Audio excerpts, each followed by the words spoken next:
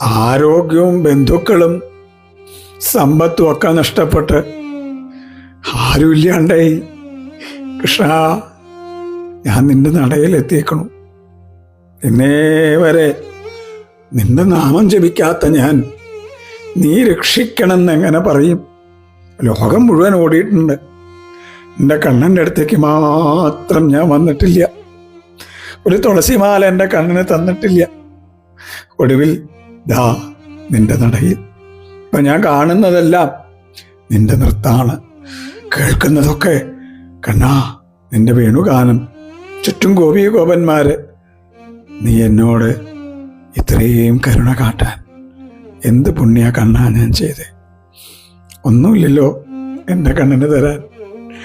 കണ്ണീരിൽ കുളിച്ച് ദാ ഞാനൊന്ന് നമസ്കരിക്കട്ടെ. കൃഷ്ണ, ഗുരുവായൂരപ്പ.